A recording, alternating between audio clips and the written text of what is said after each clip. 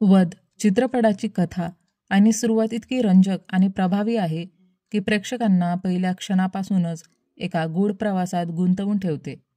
या चित्रपटात निवृत्त शिक्षकाच्या साध्या शांत आयुष्याला अचानक एक हिंसक वळण मिळतं, जेव्हा त्यांच्या घरात घडलेली एक घटना सगळं काही बदलून टाकते. साधेपणाच्या आड दडलेलं प्रखर रहस्य आणि नैतिकतेचा संघर्ष यामुळं प्रेक्षकांच्या मनात विचारांचं काहूर माजतं. गुन्हा, पश्चाताप आणि न्याय या भावनांनी व्यापलेली ही कथा तुमच्या मनावर ठसा उमटवते. मूवीच्या सुरुवातीला आपण शंभूनाथ आणि मंजू या वयोवृद्ध दाम्पत्याला पाहतो, जे एकटे राहत असतात आणि एकमेकांचे आधार असतात. त्यांचा एक मुलगा गुड्डू आहे, जो आता आपल्या बायको आणि मुलांसह USA मध्ये स्थायिक झाला आहे. ते दोघं सायबर कॅफेवर जाऊन मुलाशी व्हिडिओ कॉलवर बोलतात. बाप आनंदी असतो की मुलाशी बोलता येत आहे, पण लड्डू प्रत्येक प्रश्नाला त्रासिकपणे उत्तर देतो. त्याच्या वागण्यातून समजतं की त्याला आई वडिलांशी बोलण्यात फारसा रस नाही. त्याची पत्नीही तशीच असते. बाळ रडतंय असं सांगून गुड्डू कॉल कट करतो. शंभूनाथ आणि मंजू वृद्ध झालेले असतात. त्यांना चालणं फिरणंही अवघड झालेलं असतं. तरीही मुलाशी बोलण्यासाठी ते एवढ्या लांब आलेले असतात. पण गुड्डू एक सेकंदही नीट बोलला नव्हता. 6 वर्ष झाली तरी गुड्डू आई वडिलांना भेटायला आला नव्हता.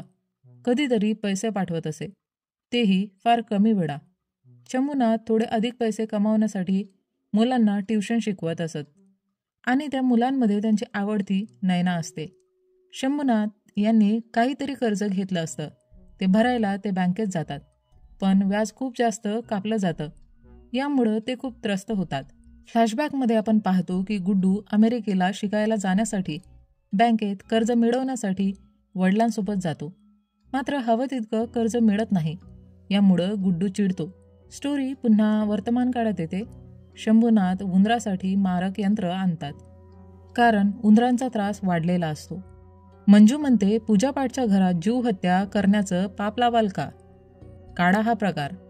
पुढे एका प्रसंगात नशेत धुंद प्रजापती नावाचा माणूस एका मुलीला घेऊन घरात येतो आणि सोफ्यावर आरामात बसतो. मद्य आणि चिकन काढून मंजूकडे प्लेट आणि ग्लास मागतो. मंजूला चिकन पाहून अजिबातच आवडत नाही, कारण ती शुद्ध शाकाहारी असते. पण तरीही ती प्लेट आणि ग्लास देते. शंभूनाथ प्रजापतीला काही पैसे देत म्हणतात, 2000 कमी आहेत, 5 दिवसांनी देईल. प्रजापती मुलीला घेऊन खोलीत जातो आणि तिच्यासोबत संबंध करून निघून जातो. मंजू खोलीत पाहायला जाते, तेव्हा तिथे वापरलेला कंडोम पडलेला असतो. शंभूनाथ तिला म्हणतो, तू जा, मी पाहतो. परत कथा फ्लॅशबॅकमध्ये जाते, जिथे आपण पाहतो की गुड्डू अमेरिकेला जाण्यासाठी 25 लाख रुपये हवे आहेत असं म्हणतो, जे फारच जास्त रक्कम होती. आई म्हणते, इतके पैसे कुठून आणणार आम्ही? यावर गुड्डू टोमणे मारत म्हणतो, ठीक आहे, काही नाही, मीही तुमच्यासारखंच आयुष्य जगून काढेन. आई समजावत म्हणते, तुझे बाबा जेवढं शक्य आहे तेवढं करत आहेत. गुड्डू चिडून म्हणतो, काही करत नाहीत. सरकारी शाळेत शिक्षण झालं माझं, कोचिंगशिवाय इंजिनिअरिंग केलं, तेही स्वतःच्या मेहनतीवर. आता काहीतरी मोठं करायचं म्हटलं तर तुमच्याकडून काही होत नाही. वडील उत्तर देतात, तुला बँकचं लोन मिळवून देत आहोत ना, 10 लाख तर मिळत आहेत, बाकीचे 15 लाख कुठून आणू? घर विकू का, गहाण टाकू? गुड्डू म्हणतो, लोक करतात सगळं पापा, आणि मी आहे ना, सगळं फेडेन. आईला आपल्या मुलाच्या आनंदाशिवाय काही नको असतं, म्हणून ती म्हणते, पहा ना, काहीतरी जुळवता येतं का? कथा वर्तमान काळात येते. प्रजापतीला भेटण्यासाठी शक्ती नावाचा एक पोलीस अधिकारी येतो, जो त्याच्याकडून पैसे घ्यायला आला असतो. शक्ती म्हणतो, पैसे कमी आहेत. प्रजापती म्हणतो, बाकी लोकांनाही पैसे द्यावे लागतात. शक्ती म्हणतो, दारू, लडकीबाजी हे सगळं तू माझ्या भागात करतोस, मग बाकीच्यांना कशाचे पैसे देतोस? म्हणजे प्रजापती दुसऱ्यांकडून पैसे उकडायचा आणि शक्ती प्रजापतीकडून. मंजू गुड्डूला फोन लावून शंभूनाथला देते की त्याने बोलावं, पण गुड्डू उलट म्हणतो की 5000 उद्या पाठवून देईल आणि फोन ठेवतो. गुड्डूला वाटलं होतं की आईवडिलांनी पैशांसाठीच फोन केला होता, पण आईवडिलांसाठी पैसा सगळं काही नव्हता. 2 मिनिट मुलाने नीट प्रेमाने बोलावं एवढीच काय त्यांची अपेक्षा होती. नेक्स्ट डे शंभूनाथ ATM मधून पैसे काढायला जातात. तेव्हा प्रजापती त्यांच्याकडून पैसे घेऊन 500 रुपये परत करून म्हणतो की त्या दिवशी तुमची रूम यूज केली होती ना, तर त्याचे हे 500 रुपये आणि बाकी सगळे माझे. हॉटेलमध्येही इतकेच पैसे लागतात. गाडी चालत असतानाही प्रजापती गाडी थांबवतो आणि शंभूनाथला म्हणतो, धक्का मार. शंभूनाथ गाडीला धक्का लावत असताना तिथे शक्ती येतो. प्रजापती त्याला घाबरतो आणि तिकडून निघून जातो. शक्ती शंभूनाथला सांगतो, याने जर पुन्हा त्रास दिला तर मला सांग. आता आपण पाहतो की मंजू आणि शंभूनाथ नयनाचा वाढदिवस साजरा करत असतात. नयना फार गरीब कुटुंबातून आलेली असते, म्हणून ते तिचा वाढदिवस त्यांच्या मुलीसारखाच साजरा करतात. त्यांना वाटत असतं, काश आपल्यालाही नयनासारखी मुलगी असती. प्रजापती दादा नावाच्या व्यक्तीसाठी काम करत असतो. दादा त्याला सांगतो, तो पोलीस माझ्या घरी आला, त्याला सांभाळायची जबाबदारी तुझी आहे, पुन्हा इथे येऊ नकोस.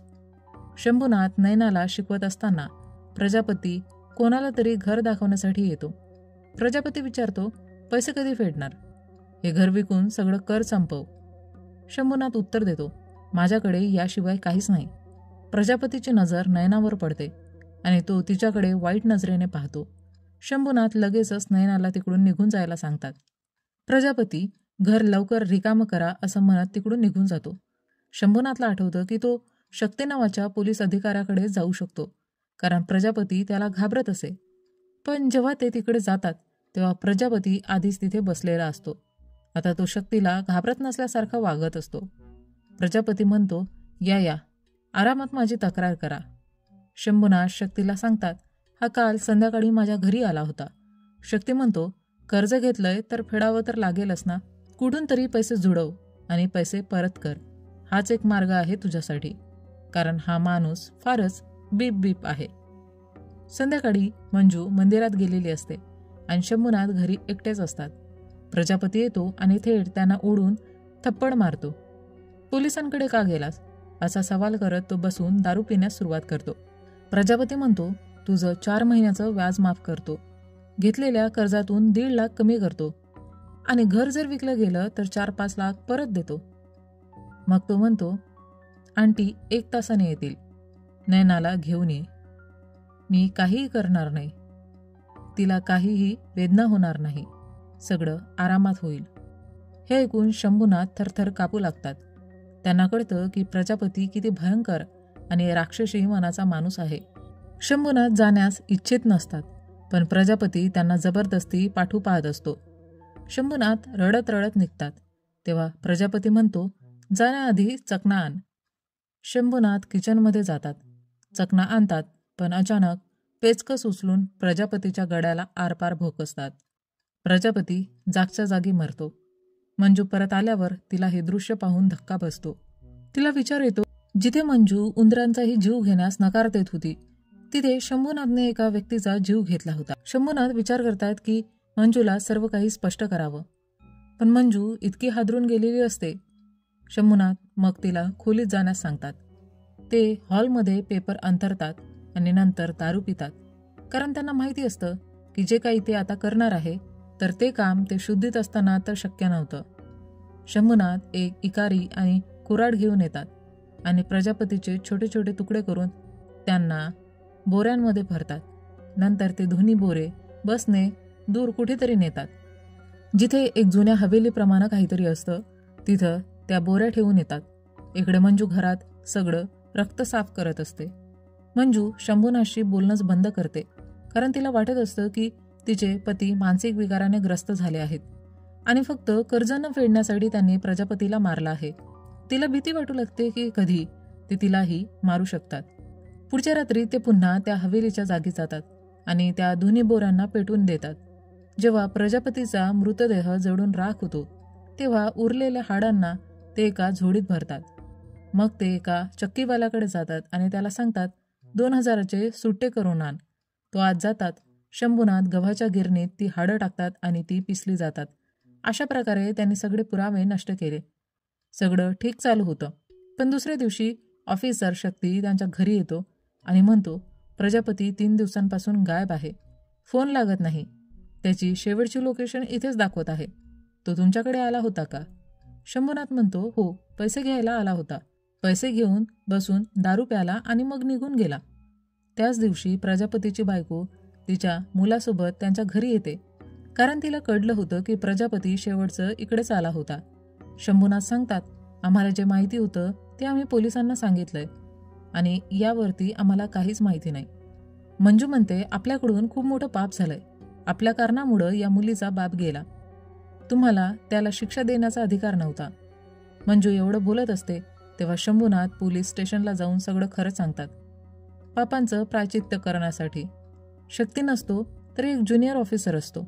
शंभूनाथ त्याला सांगतात की त्यांनी प्रजापतीला कसं मारलं, पण तो ऑफिसर त्याच्या बोलण्यावर विश्वास ठेवत नाही, कारण त्याला वाटतं की एक म्हातारा माणूस असं कुठं करू शकतो. घरी परतल्यावर शंभूनाथ मंजूला सांगतात, मी पोलीस स्टेशनला गेलो कारण मी पाप केलं म्हणून नाही, तर तुला वाटतं म्हणून गेलो. ते खरा प्रसंग सांगतात की त्या राक्षसाने नयनासोबत वाईट कृत्य करण्याची गोष्ट कशी मांडली होती आणि माझ्याकडूनच ते पाप करून घेऊ पाहत होता. त्यामुळं मी त्याला मारलं. तू असती तर तूही त्याला मारलं असतं. मी हत्या केली नाही, तर मी वध केला आहे, वध. हे ऐकून मंजूला आता जाणीव होते की तिच्या नवऱ्याने जे काही केलं ते अगदी योग्य होतं आणि त्यांच्या दोघांमधील सगळ्या गैरसमजुती आता दूर होतात. ज्युनियर ऑफिसर शक्तीला सांगतो की शंभूनाथ असं बोलत होता. शक्तीला हे ऐकून ते विनोद वाटत नाही, तर तो शंभूनाथवर संशय घेतो आणि त्याला वाटतं की शंभूनाथ असं काही करू शकतो. दुसऱ्या दिवशी शक्ती शंभूनाथला बोलवून सांगतो की हे तुमचं स्टेटमेंट आहे, यावर साईन करा. शंभूनाथ म्हणतो, मी काहीच केलं नाही, मग साईन कशाला करू? तुमच्याकडे काही पुरावा आहे का? मी काही सांगितलंच नाही. तुमच्या ऑफिसरनेच कदाचित ही कथा तयार केली असेल. शंभूनाथला दादा बोलवतो आणि सांगतो, या माणसाने तुमच्या घराचं सगळं कर्ज फेडलं आहे, त्यामुळं आता तुमचं घर त्याचं झालं. शंभूनाथ म्हणतो, मी सगळं कर्ज प्रजापतीला फेडलं आहे. दादा म्हणतो, तो आम्हाला भेटत नाहीये, तुम्ही त्याला घेऊन या. तो आम्हाला पैसे देईल आणि मग घर तुमचं होईल. प्रजापती तर निपटून गेला होता, पण आता दादा नावाची नवीन अडचण समोर आली होती. शक्ती मंजूसोबत बोलण्याचा प्रयत्न करतो की कदाचित ती एकटी असताना घाबरून सगळं सांगेल, पण मंजू काहीच बोलत नाही. 10 लाख दादाला द्यायचे होते म्हणून शंभूनाथ गुड्डूला पैसे मागण्यासाठी फोन करतो. गुड्डू संतापून म्हणतो, तुमचं काही थांबत कसं नाही? कधी याचे पैसे कधी त्याचे पैसे, तुम्ही काय मजाक करून ठेवलाय? शंभूनाथ फोन कट करतो आणि कॅफेवाल्याला सांगतो, आमचं अकाउंट डिलीट कर. आम्ही इथं परत कधीच येणार नाही. जेव्हा अमेरिकेला जायचं होतं तेव्हा गुड्डूने जोर धरला होता की कुठून तरी पैशांची व्यवस्था करा. त्यावेळी वडिलांनी प्रजापतीकडून 15 लाखाचं कर्ज घेतलं होतं, पण आता तेच पैसे फेडायला गुड्डू टाळाटाळ करत होता. शक्ती एका रिक्षावाल्याला पकडतो, जो शंभूनाथला चांगलाच ओळखत होता. शक्ती विचारतो, अंकल आंटीने काही वेगळं वर्तन केलं होतं का मागच्या काही 6-7 दिवसात? रिक्षावाला सांगतो, एकदा अंकल 2 पोती घेऊन आले होते. बस स्टॉपवर न्यायला सांगितलं. पोत्यांचं वजन इतकं होतं की जणू एक नाही तर 2 माणसं रिक्षात बसल्यासारखं वाटत होतं. जाताना ते एकदा ATMवर थांबले होते. शक्ती ATMची CCTV फुटेज पाहतो आणि रिक्षावाल्याचं सांगणं खरं ठरतं. त्यामुळं त्याला खात्री होते की त्या पोत्यांमध्ये प्रजापतीचा मृतदेह असावा, ज्याला शंभूनाथने ठिकाणावर लावलं असेल. शक्ती शंभूनाथला एकांतात एका ठिकाणी घेऊन जातो आणि म्हणतो, मला सगळं कळलं आहे, फक्त इतकं सांगा की प्रजापतीचा फोन कुठे आहे. शंभूनाथ म्हणतो, मला प्रजापती आणि त्याच्या फोनबद्दल काहीही माहिती नाही. शक्ती म्हणतो, मी हा विषय इथे संपवायचा होता म्हणून सिव्हिल ड्रेसमध्ये आलोय, पण उद्या युनिफॉर्ममध्ये भेटतो. शंभूनाथ घरी पोहोचतात आणि प्रजापतीचा फोन शोधायला लागतात. फोन सोफ्यामध्ये सापडतो. शंभूनाथ मोबाईल चार्जर आणण्यासाठी जातात आणि परत येतात तेव्हा बघतात की दादा त्यांच्या घरातून सामान बाहेर फेकतोय. शंभूनाथ रागाने दादाच्या गाडीचा काच फोडतात. दादा त्यांना खेचून एक जोरदार चापट मारतो आणि मंजूला मारण्यासाठी जातो. शंभूनाथ रडत म्हणतात, आम्हाला सोडून द्या, आम्ही घर सोडून निघून जातो. दादा तिकडून निघून जातो. शंभूनाथची तब्येत बिघडल्यामुळं त्यांना रुग्णालयात दाखल केलं जातं. शक्ती त्यांना भेटायला येतो. शंभूनाथ त्याला प्रजापतीचा फोन देत म्हणतात, शाळेत एका मुलाला चापट मारली होती तेव्हा 3 दिवस झोपच लागली नव्हती, पण प्रजापतीच्या गळ्यात पेचकस खुपसून टाकला तरी काही फारसा फरक पडला नाही. 12 वर्षाची आहे आमची नयना. तिच्याबद्दल जर कोणी चुकीचा विचार करेल तर मी पुन्हा मारेल, संपवून टाकेल त्याला. आम्हाला जे करायचं होतं ते आम्ही केलं. आता तुम्ही पहा तुम्हाला काय करायचं आहे. मंजू शक्तीला सांगते की जर हे जेलमध्ये गेले तर मलाही जेलमध्ये टाका. तुम्हाला अजून पुरावे हवे आहेत ना, तर आम्ही तुम्हाला एक गोष्ट सांगतो जी फक्त आम्हालाच माहिती आहे. त्या फोनमध्ये शक्तीचा एक व्हिडिओ होता ज्यात तो एका महिलेसोबत प्रेम करताना दिसतो. ती महिला एक MLAची पत्नी होती आणि प्रजापतीने तिचा व्हिडिओ तयार करून शक्तीला ब्लॅकमेल करायला सुरुवात केली होती. जेव्हा शंभूनाथ तक्रार करायला गेले तेव्हा शक्ती काहीही करू शकला नाही. याच कारणामुळे त्याला प्रजापतीचा फोन हवा होता, त्याचे कृत्य लपवण्यासाठी आणि स्वतःला वाचवण्यासाठी. शक्ती शंभूनाथच्या घरी येतो आणि नळाजवळ त्याला तो पेचकस मिळतो ज्याने शंभूनाथने प्रजापतीला ठार मारलं होतं. ही माहिती मंजूने दिली होती. पुढच्या दिवशी शक्ती दादाला प्रजापतीच्या खुनाच्या आरोपात पकडतो. तो दादाविरुद्ध एक खोटी रिपोर्ट तयार करतो आणि मिळालेल्या पुराव्यांचा वापर त्याच्यावरच करतो. शंभूनाथने शक्तीची मदत करून त्याला वाचवलं होतं, त्यामुळं शक्तीनेही दादाला प्रजापतीच्या खुनाच्या प्रकरणात अडकवून शंभूनाथला वाचवलं. शंभूनाथ दादाला भेटायला जातो आणि बोलतो, प्रजापतीला मारून त्याचे तुकडे तुकडे केले. दादा चिडून विचारतो, कोणी मारलं त्याला? पण तिकडे ऐकणारं कोणीही नसतो. शंभूनाथ तिकडून एकदम भावकालमध्ये बाहेर पडतात आणि शक्तीकडे पाहून स्माईल करतात. यानंतर शंभूनाथ आणि मंजू घर सोडून जाताना दिसतात. निघण्यापूर्वी ते नयनाला भेटतात आणि तिच्या वडिलांना घराची चावी देत म्हणतात, आजपासून हे घर आमच्या नयनाचं. असं म्हणत ते तिकडून निघून जातात आणि चित्रपट इथेच संपतो.